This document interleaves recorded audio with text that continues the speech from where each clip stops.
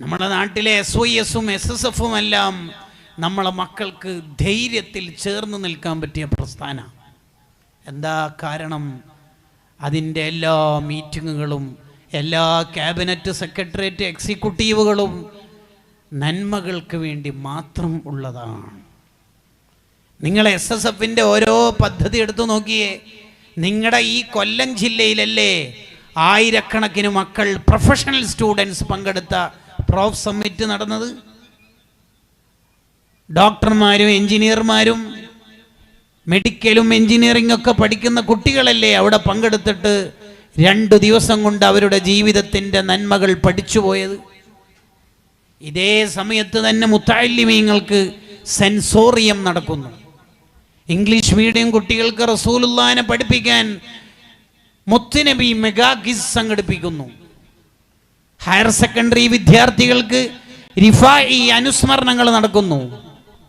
ചെറിയ മക്കൾക്ക് മഴവില്ലിന് വ്യത്യസ്തങ്ങളായ പദ്ധതികൾ നടത്തുന്നു. നിങ്ങൾ നോക്കി, ഇതൊക്കെ ആലോചിക്കുകയാണ് SSF-ലെ യൂണിറ്റിലെ സെക്ടറിലെ കൂട്ടുകാർ. ഇന്ന യൂണിറ്റിലെ SSF-ന്റെ കൂട്ടുകാരൻ്റെ ഉമ്മ മരിച്ചു എന്ന് കേൾക്കുമ്പോൾ കേരളത്തിലെ 6000-ലധികം യൂണിറ്റുകളിൽ ദുആ അല്ലെങ്കിൽ ഖൈറാത്തുകൾ എന്തുകൊണ്ടാണ് സംഘടിപ്പിക്കപ്പെടുന്നത്? ഇത് സുന്നത്ത് ജമാഅത്തിലുള്ള സംഘമായതുകൊണ്ടാണ്. നമ്മുടെ മക്കൾ SSF-കാരാവണം.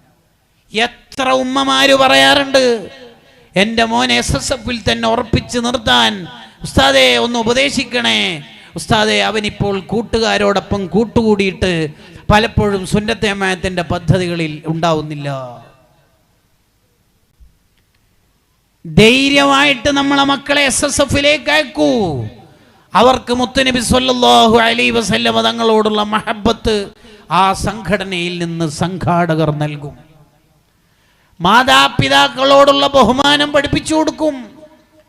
മൊബൈലിലും സോഷ്യൽ മീഡിയയിലും കളയേണ്ടതല്ല സമയം, സാമൂഹ്യ സേവനത്തിൽ നിരതരാവേണ്ടതാണ് നമ്മുടെ സമയമെന്ന് SOS സാന്ത്വന പ്രവർത്തനത്തിലൂടെ ഈ നാട്ടിൽ തെളിയിച്ചതാണ്. അള്ളാഹു കബൂൽ ചെയ്യുമാറാവട്ടെ.